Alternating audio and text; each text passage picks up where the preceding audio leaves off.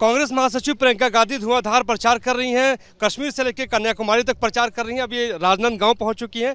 हम देख रहे हैं कि लगातार आप जो हैं ना कश्मीर गई हूँ ना कन्याकुमारी, लेकिन नहीं, आप बहुत तो गई हैं, खासतौर पे केरल गई थी आप। केरल केरल आप गई, तो सवाल ये है जी जी, लेकिन सवाल मैम ये है कि हम देख रहे हैं कि लगातार मैनिफेस्टो की आप बात कर रही हैं। आप मैनिफेस्टो में कह रही हैं कि महिलाओं के खाते में 1 लाख रुपए जाएगा। आप ये कह रही हैं कि 30 लाख नौकरी जाएगी, लेकिन भारतीय जनता पार्टी कह रही है कि नहीं, सच्चाई नहीं है। क्या कहेंगे उनको? इसका प्रमाण है, जहाँ जहाँ हमने गारंटी दी है उन प्रदेशों में हम कर रहे हैं। आप कर्नाटका की महिलाओं से पूछिए, आप तेलंगाना की महिलाओं से पूछिए, हिमाचल में भी शुरू हो गया है। जहाँ जहाँ हमने कहा है कि हम कुछ करेंगे, हम करके दिखा रहे हैं। तो ये हम हवा में तो कह नहीं रहे हैं। जैसे ये लोग कहते हैं 15 लाख रुपए कहाँ गए जो खाते में डालने थे इन्होंने, 2 करोड़ रोजगार कहाँ गए जो इन्होंने 10 साल पहले कहा था कि बनाएंगे। 10 साल हो गए, 2 करोड़ रोजगार मिले किसी को? फिर जो ये करते हैं, मतलब हवा में बोलते हैं, वो आरोप हम पे डालते हैं। हम लगातार तो देख रहे हैं कि आप मैनिफेस्टो की बात कर रही हैं। भारतीय जनता पार्टी कह रही है कि हम समान नागरिक संहिता लाएंगे, एक देश में कानून लाएंगे, और प्रधानमंत्री नरेंद्र मोदी आप पे अटैक कर रहे हैं, पर्सनली अटैक कर रहे हैं आप लोगों के ऊपर। ये कह रहे हैं कि इलेक्टोरल बॉन्ड को लेकर जो विरोध करेगा वो पछताएगा, गांधी परिवार पछताएगा। क्या कहेंगे, क्या जवाब देंगे? अरे वो तो देखिए, वो कुछ भी कर लें, हम तो डरते नहीं हैं। भाई को संसद से निकाल दिया, घर से निकाल दिया, तमाम केस वेस लगा दिए हैं सब पे, तो हम तो डरते नहीं हैं। क्या होगा, और लगा लेंगे 10, क्या है, जेल में ले जाएंगे, जेल डाल देंगे, क्या बात है, कोई बात नहीं। तो हम सबसे पहले तो मैं कहना चाहती हूँ कि कुछ भी कर लें, हम ना डरेंगे ना पीछे हटेंगे।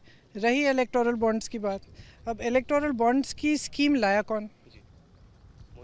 मोदी जी लाए। हाँ, स्कीम क्या थी? स्कीम ये थी कि जो भी चंदा दे रहा है किसी भी राजनीतिक दल को, उसका नाम गुप्त रहना चाहिए। यही स्कीम थी, है कि नहीं? फिर सुप्रीम कोर्ट ने कहा कि ये गलत स्कीम है, कि जो चंदा दे रहा है उसका नाम बाहर आना चाहिए, ये पारदर्शी होनी चाहिए स्कीम को रद्द कर दो और सूची निकालो। तो सबसे पहले तो मोदी जी की सरकार ने कहा कि सूची नहीं मिल रही है।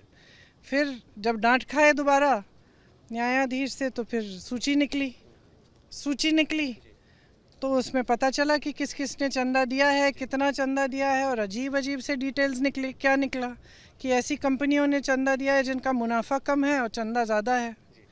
ऐसी कंपनियों ने दिया है जिन पे छापा लगा था और छापे के बाद चंदा दे दिया, उसके बाद सारी कार्रवाई बंद हो गई। तो ये सब बातें अब निकली हैं।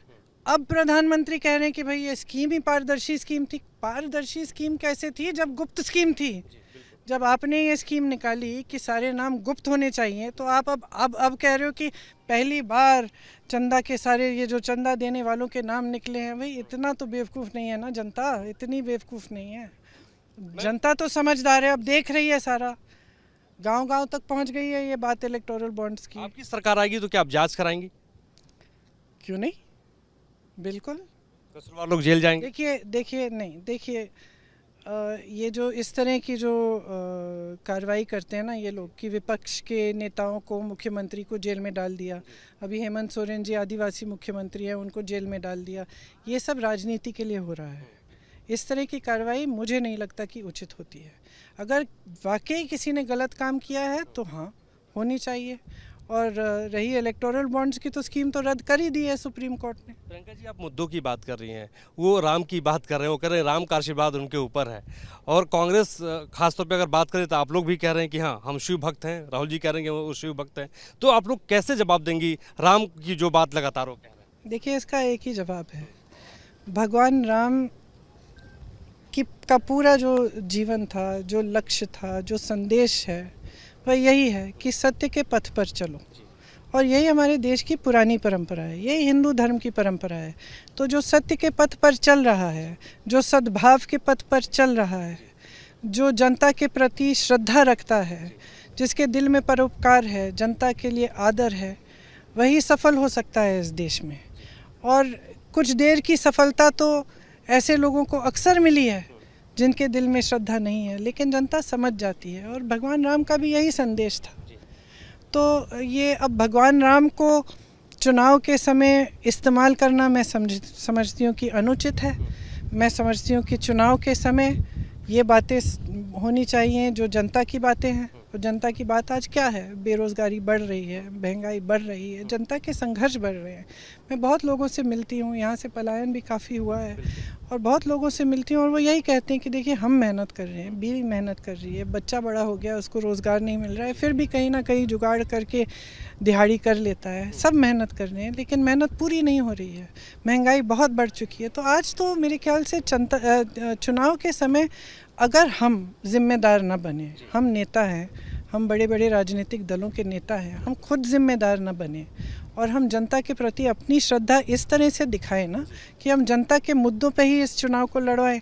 अगर हम जिम्मेदार नहीं बनेंगे और हम भी फिजूल की बातें करते रहेंगे, कोई कह रहा है कि कोई विदेश जा रहा है, कोई कह रहा है कि कोई पता नहीं कोई मंदिर की बात कर रहा है, कोई मस्जिद की बात कर रहा है, लेकिन कोई ये बात तो करे ना कि रोज़गार कैसे मिलेंगे, कि महंगाई कैसे कम होगी, क्योंकि यही मुद्दे हैं। तो लोकतंत्र में आमतौर से जो जनता के मुद्दे हैं उन्हीं पर चुनाव लड़े जाने चाहिए और मेरी तो यही आशा है कि ये चुनाव इसी बड़ी बात है कि जनता के मुद्दों पे चुनाव लड़ा जाना चाहिए, लेकिन वो ये सनातन विरोधी आपको कह रहे हैं, उसका क्या जवाब देंगे आप? मैंने जवाब दे चुकी हूँ मैं इसका, और बिल्कुल गलत बात है ये। देखिए हम सब धार्मिक हैं, हम सब हिंदू हैं, हमारी पार्टी की जो विचारधारा है, महात्मा गांधी ने जो आंदोलन किया वो हिंदू धर्म के आधार पे ही था, सत्य के आधार पे था। और जैसे मैंने कहा हमारे धर्म ने हमें ये सिखाया है कि सत्य के पथ पे चलना है और यही इस देश की पुरानी परंपरा रही है और इसी को हम करते रहेंगे।